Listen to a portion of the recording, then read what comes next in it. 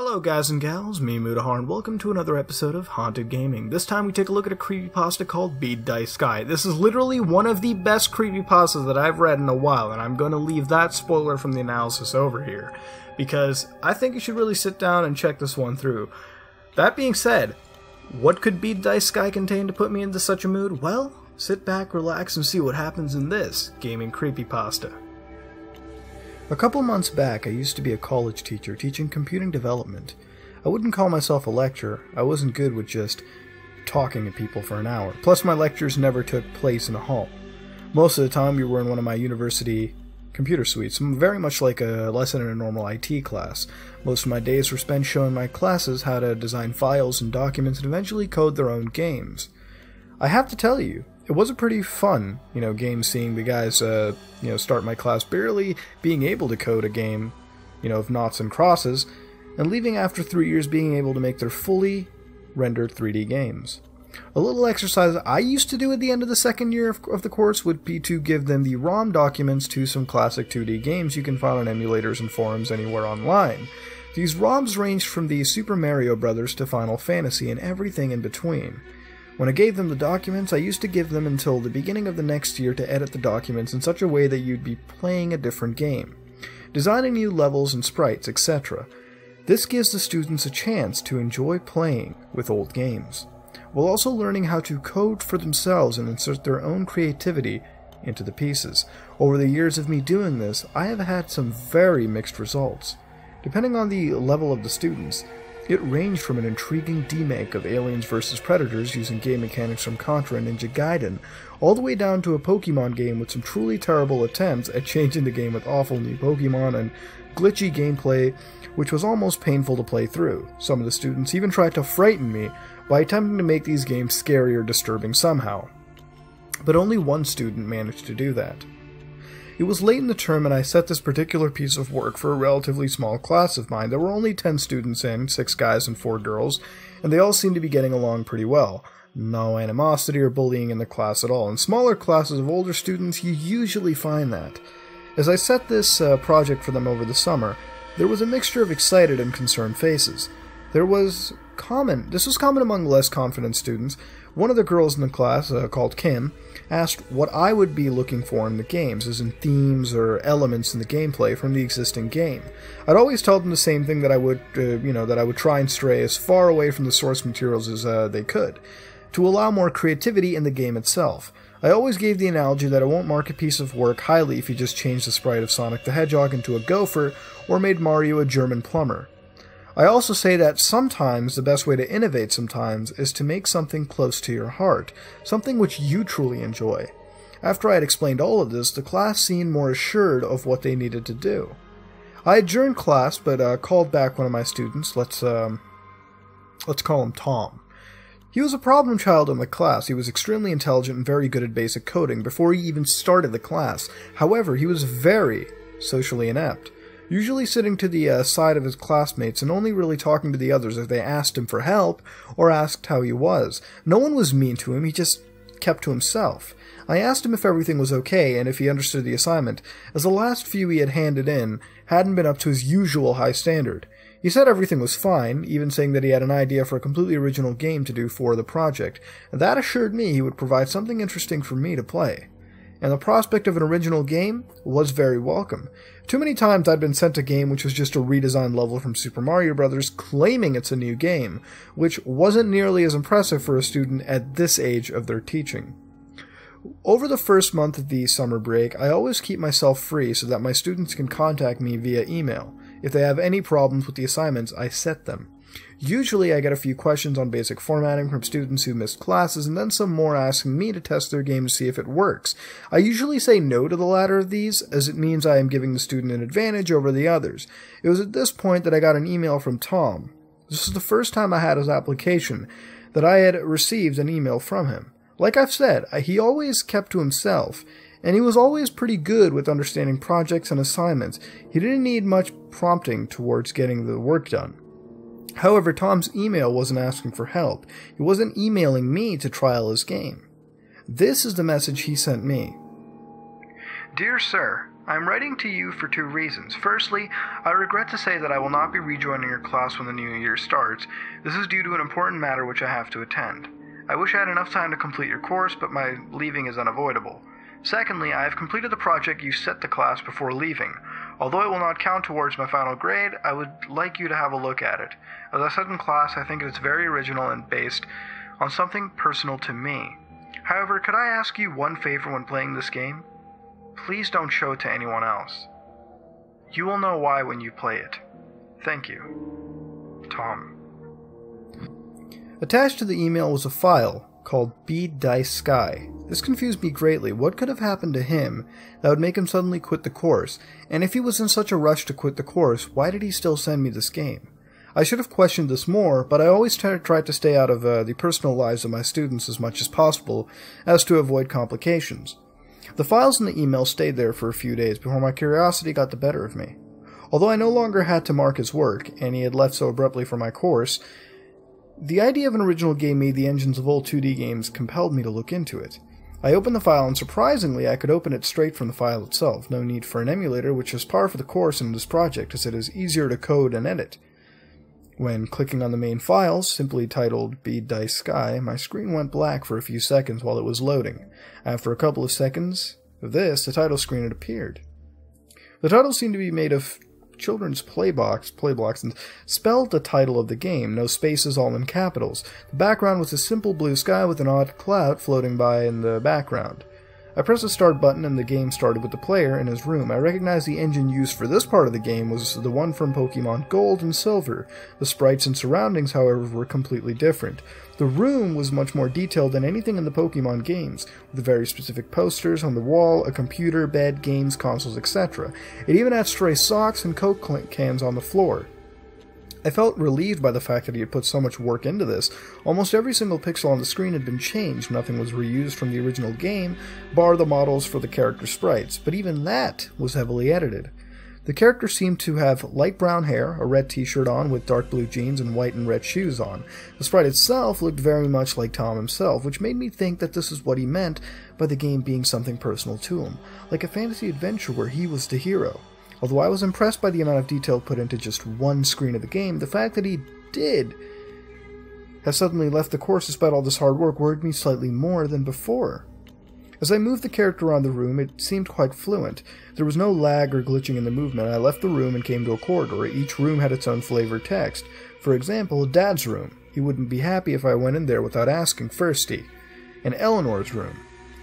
I hear snoring. She probably is resting after a night shift last night. I'll leave her to sleep.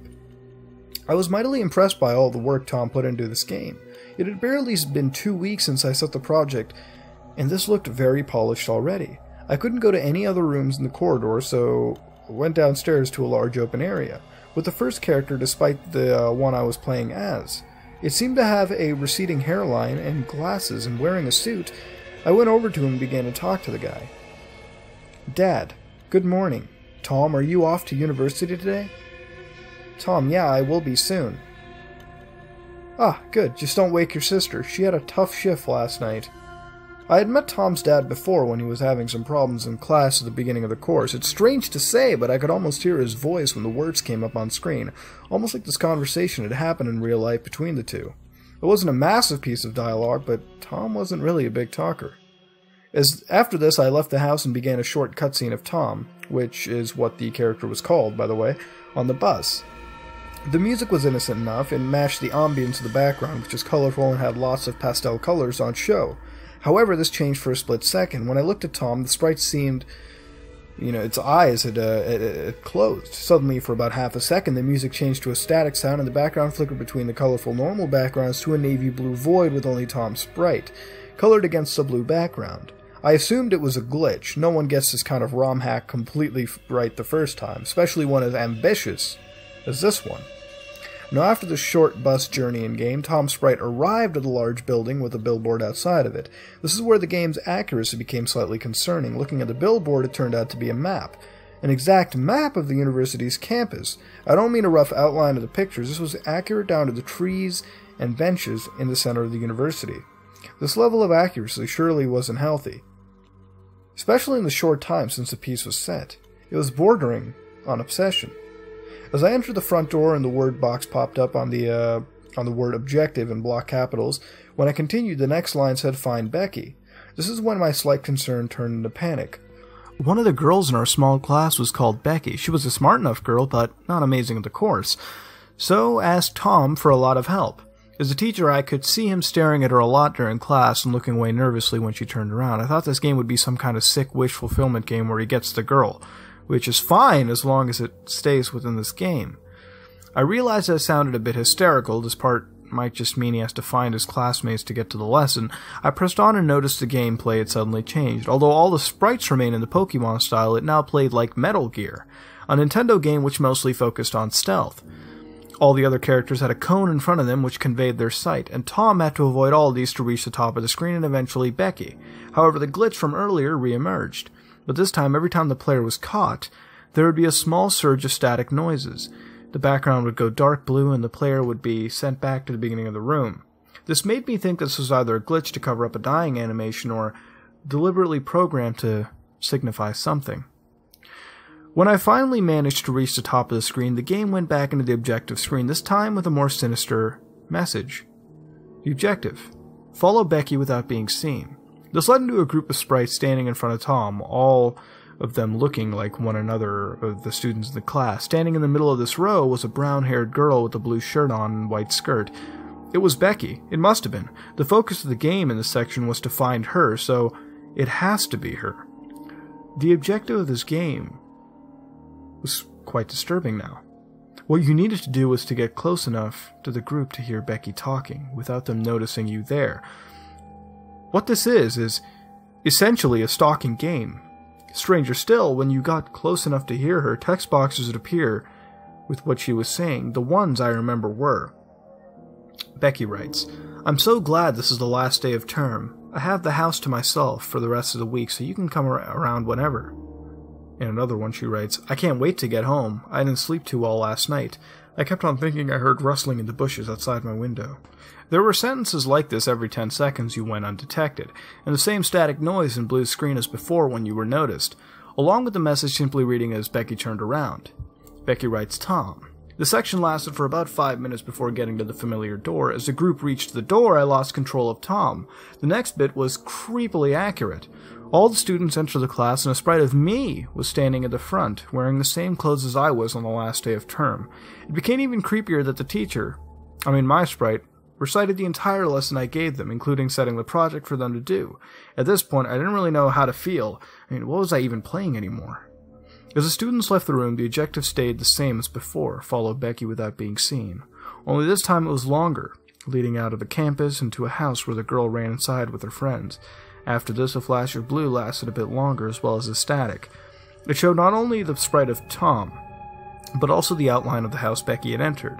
I felt like the house would play a bigger part in the game, and my gut told me, not in a good way. The screen cut to black, and the next scene showed Tom in bed. The light was dark, only showing the outlines of items in the room. The flickers started again, but a lot more frequent, until the static sound stopped and the screen was permanently dark blue. This must have been where the flashes of blue and static conveyed the dream world. Tom got out of bed and I controlled him again. I left the house and there was another character standing at the door. This one looked incredibly similar to Tom's sprite, but darker. I went to talk to him and a series of text boxes popped up. With the name Tristan, the text box consisted of these words. You flaked again, didn't you? You didn't go through with it. I knew you wouldn't. Why did I even trust you to do it in the first place? Listen, you know why you have to do it. I've given you so many reasons why they deserve it. Who's gonna miss them? No one. Who's gonna expect you, kind, gentle little Tommy, for such a fucking thing? No one. It's foolproof. Don't make me take matters into my own hands. Get up and do it now. After this, there was a loud sound of static. The screen cut to black, and it went back into the nighttime at Tom's bedroom. Although it was all back to normal, well, as normal as it could be, the dream raised a lot of questions. Who was Tristan? What had Tom failed to do? Was he talking about Becky, another classmate? Me? My questions were soon answered. Tom's sprite got out of his bed and the screen cut to black yet again. As my gut feeling predicted earlier, Tom's sprite was now stood outside of Becky's house. As moving around the windows, the game gave me control of Tom for a short time. It went back to the stealth gameplay. I tried walking away from the house, but a hedge around Becky's window stopped me.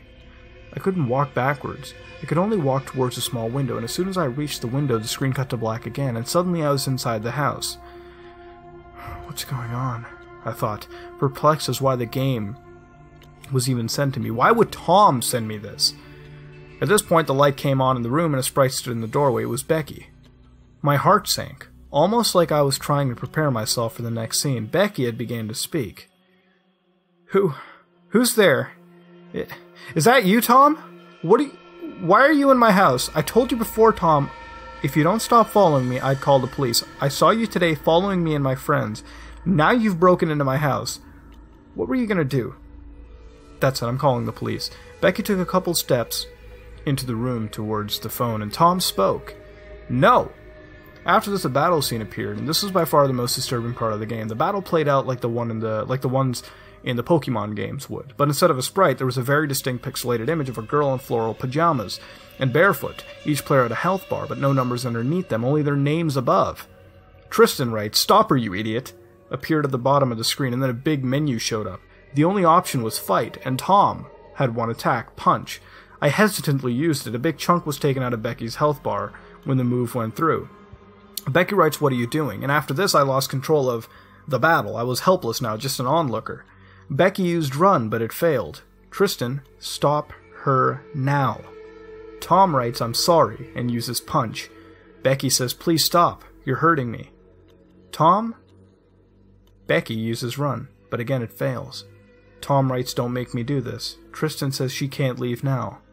And finally, Tom uses strangle. Strangle? This wasn't even an option that I had control on. It was also at this point that Becky's sprite changed. She was lying on her side, propping herself with her elbow, with her other hand held out, as if to say stop. Her face was battered and bruised, and she looked petrified. Becky writes, "No, please, no!" Becky used a struggle, but it failed. After this, the screen faded to black for a long time. It felt like an eternity. It gave me a chance to try and figure out what was happening. I still couldn't get my head why Tom would send me this. Was it a sick joke? Did he actually commit a crime? The screen faded back on to show Tom in a forest at night over a patch of dug-up earth. A spade was in his left hand, and after about 10 seconds of the screen, a text box appeared at the bottom. "I'm sorry. This wasn't meant to happen." Tom's sprite ran away. The text box remained at the bottom as the title of the game lowered in from the top. The block spelled out Bead, Dice, Sky. Suddenly the blocks began to spin, distorting the letters, and when they stopped, the word was very different. A message in a game I'll never forget. Becky is dead. After this screen, I shut down the game and checked my university email account. I went through my messages before Tom's to see one coming from the university, asking for people to come forward if they knew the location of a missing student, Rebecca Dale. I rushed to my phone to call the police and report what I had witnessed, and that I may have a lead to the student's disappearance.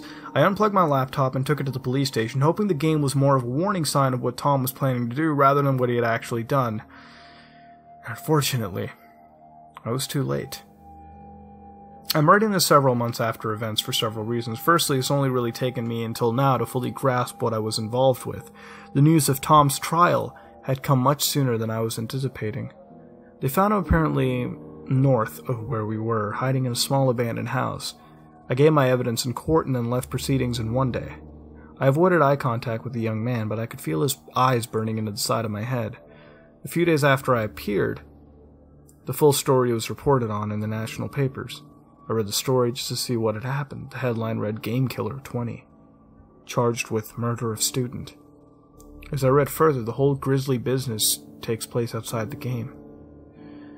Thomas Alexander was reportedly seen entering the Dale household at 2:05 a.m. early Saturday morning. A neighbor reported a disturbance when they heard a door open at the rear of the house. Alexander claims he was encouraged to commit the murder by an accomplice, Tristan. Police have found no evidence to back up his claim, but his father had claimed Thomas had suffered from schizophrenia at an early age. It was told by doctors it was controlled by his medication. Dale's body was found buried in a shallow grave in the woods bordering the university where she used to study.